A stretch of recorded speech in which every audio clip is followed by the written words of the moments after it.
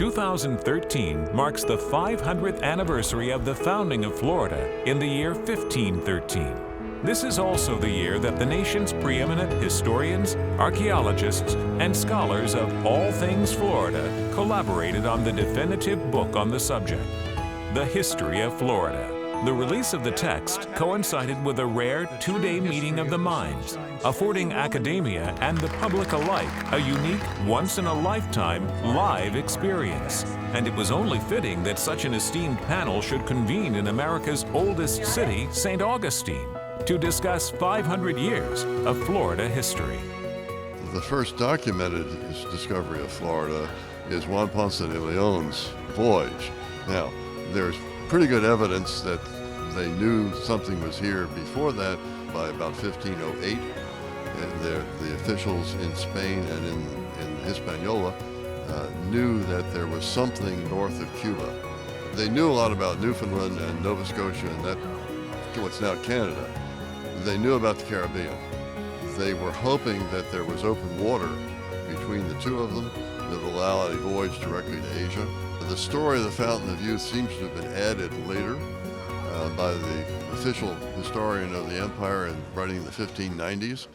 52 years later, Pedro Menendez de Avilés came ashore and established the city of St. Augustine, America's oldest continually inhabited city. As early as 1559, the Spanish realized that they needed to colonize Florida. And then when we have St. Augustine a few years later, they're coming in to protect their resources, to keep other maritime navies out of Florida and to protect their treasure ships as they're heading back to Spain.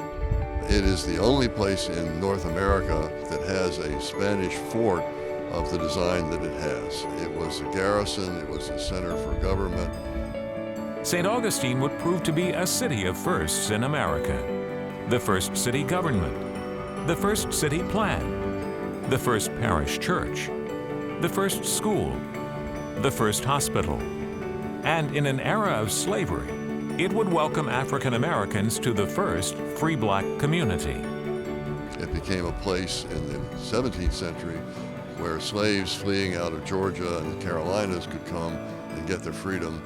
And even though their former owners sometimes came down here and said, we want our people back, the Spaniards never gave them back. They said, no, these are free subjects of the King of Spain. The Spanish Florida period really is something important for people to understand, that the United States was not all Pilgrims and Puritans in New England, but instead a place like this that incorporated Indians and Africans of different ethnicities, Europeans from all over, and people lived together in this small community, worked together. It's a role model, I think, really for what we could achieve today. Over the ensuing 5 centuries, Florida would change hands from Spanish to English and back to Spanish again before becoming an American territory, and eventually the 27th state of the United States of America. Over the years, it would experience both triumphs and challenges, but it would always persevere. Floridians can celebrate the fact that land has been inhabited in spite of enormous difficulties for 500 years by folks of both European and African descent and Indian descent. So it really is an amazing story of human endurance in the face of often very, very difficult conditions. They can celebrate the fact that this is where citrus was introduced into North America. They can celebrate the Hispanic heritage, which is here and is now being increasingly recognized in Florida and is part of the national heritage. There are many things, some of them very recent, some of them more going back much further in time.